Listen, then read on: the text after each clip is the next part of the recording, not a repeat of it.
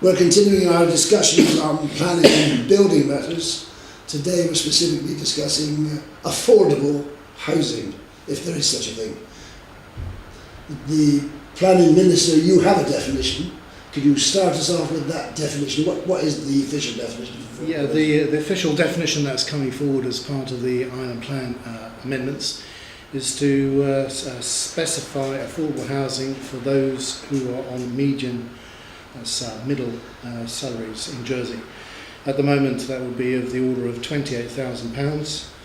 So if you're a couple of two persons, you'd have a gross income of 56 grand, and the assessment for affordability is on the basis of being able to pay a quarter of that in mortgage repayments.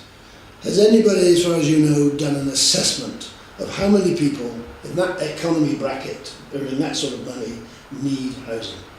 Well, it's an interesting question. I think we have, and basically we could actually migrate quite a lot of people who are on high rentals in the States sector into home ownership situations. At the moment, roughly a third of the 4,500 people who are on the housing department's books pay full rents, and they were the ones who might well be eligible. It sounds good, but who does that actually benefit? Because if you move people who are paying high rents to pay the maximum mortgage they can afford, where's the benefit? Somebody else will move into that accommodation paying high rents. So it's a merry-go-round, isn't it? No, so it's not a merry-go-round, and you have to realise that the current programme is to embark on another build programme for social rented accommodation. So my argument would be that if you do migrate the higher payers at the top end, that would obviously give people in the States an opportunity not to spend taxpayers' money or borrow monies from the banks in order to build those extra units. According to the policy, what will £56,000 income buy you? Well, £56,000 income, so it's a quarter of that, so that's 14 grand a year, so that's roughly £1,200 a month, will buy you a 5% mortgage, and for £200,000 standard terms, 25 years. So the key challenge has been to speak to the building developers to see to what extent you could actually have a decent home for that price. A house on what price? Sober price? £200,000. 200,000 Correct, yeah. sold, including land? No, not including land. That's the big difficulty that we've got in the island, that the land prices are particularly high, and the housing policies that were being run by the planning department and housing department previously were looking to seek to neutralise the high land prices to some extent. Where we've got to within the Island Plan Amendment is to suggest that if affordable homes can be asked for by the Planning Minister to be built mainly on state-owned sites, there's an opportunity there for the states to actually retain the ownership of the land in perpetuity, or until such times as they'd wish to pass it over to those persons who might wish but to. in the context of affordable housing that people can own, Yep. that isn't necessarily the solution, because according to that, if somebody else is retaining the ownership of the land. Well, the thing is, I mean, you don't when you buy a property, everybody knows. I mean, as long as you've got land to put it on, or sea or surface, you don't actually have to own the land in order to be adequately housed. So the key concept really is to put people's monies into the bits that they usefully use. They've had a problem at Kennedy, for example, where they had long lease properties up until 99. Time's gone on, the lease available has got a bit shorter, and they were having difficulties selling them. The person who's invested, and so they've had to cancel those leases. Yeah, well, people have to realise that within the policies there's another dimension which suggests that the affordability is going to be ring-fenced. So if you're lucky enough to be in a position to purchase an affordable unit, you will only be able to sell that unit on to other persons in the same category at an affordable price. Unfortunately, the issues we're talking with you, to a large extent, ought to be discussed with the Housing Minister, because obviously we'd like to be talking about design of specific properties that could be produced, innovative design, down to a price, but unusual insofar as they provide sustainable houses. Greg, That's your business, sustainable houses, your business, you supply materials, which is exactly what the sort of market where affordable houses elsewhere, that's the sort of materials are being used. What do you think about it? £200,000 house, is that realistic? The £200,000 is perfectly achievable as a build cost. If we're talking about your typical model, sort of 1,100 square foot, 3-bedroom property, there's no problem achieving that, even with the attendant infrastructure that you need to be allowing for. If you're talking about an estate of, let's say, 10, 20, 30 houses, there's a hell of a lot of cost going into utility services, substations, roads, drainage, communal areas, landscaping. But the £200,000 can still be achieved. There's not a problem achieving that goal. I think the model of having a house that you buy on land that you don't own, I don't see as much as a problem or a sticking point as most people do. Effectively, that business model is no different from buying an apartment. You're just buying what is a house. So as soon as people make that connection, that your house and your apartment are neither here nor there, the land still isn't owned by you, communal areas still aren't owned by you, I think that's fine. For me, affordable housing is divided into two issues: affordable to buy and affordable to rent. The affordable to rent has got so many issues around it, subsidies and everything else, housing benefit and everything else, that if we look at the house to buy, that's the first critical one. For me, I'd like to see as many people as possible being able to buy whatever vehicle is established to make that happen.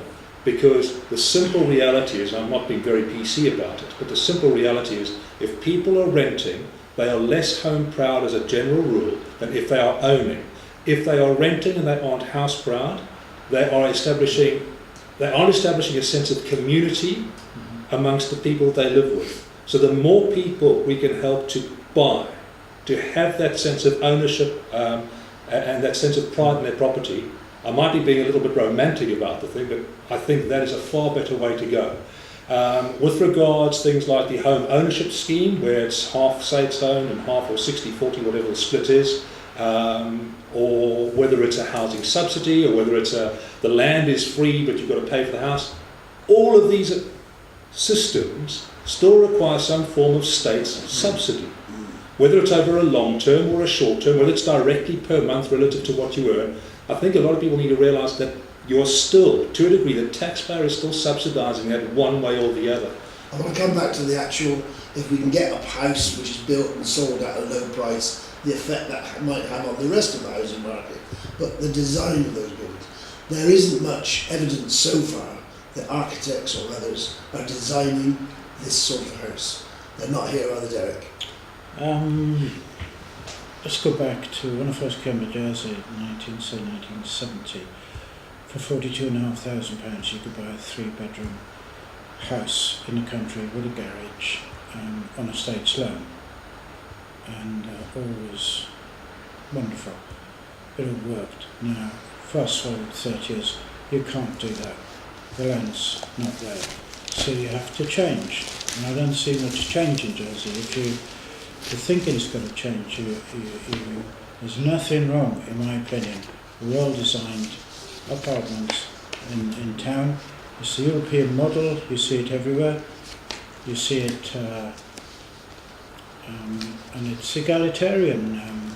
Michael, if you go to Vienna, the bus driver comes out of his flat, and the lawyer comes out of his flat, and they're identical, and they're rented. It's not an issue.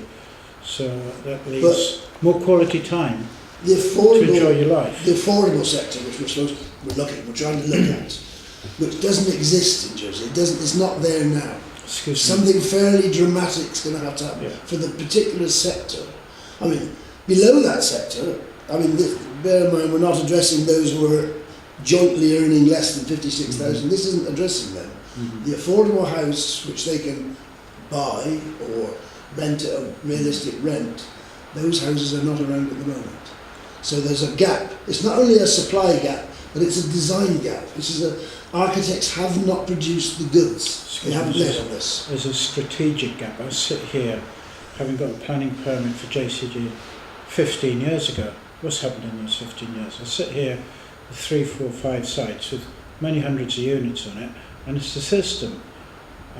It's so kind of heavy-handed. I've got another client who's got a glasshouse site, and he says he can build it in kind of 2 months, but he's expecting a 2-year kind of wait to get through the system. On that site, will you be putting houses that cost £200,000 to build and can be sold at £300,000? Yes, it can be done. Can be done. The minute I remember sending this article to the minister about prefabricated.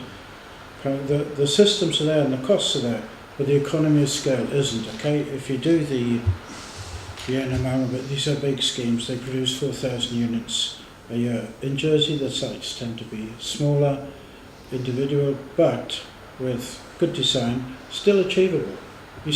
Why aren't they produced? I mean, I've been here since 1966 and they've never produced what I would call sustainable, affordable houses. There's been some relatively modest cost houses, but the quality of them has never been very good. Well, it's market forces. I mean, generally people are building and selling their houses for as much as they can get. And people, particularly British people, and the locals as well, have been trying to use the property market in order to speculate and make profits and to ratchet up by the sale of those properties to be able to afford even more expensive units. It's a nonsense, and this is why I've put forward the proposals in the Island Plan to, for the first time, be able to actually use the planning powers of the Minister to designate zoning proposals which will force and tie those persons who own those sites to deliver an element of affordable homes.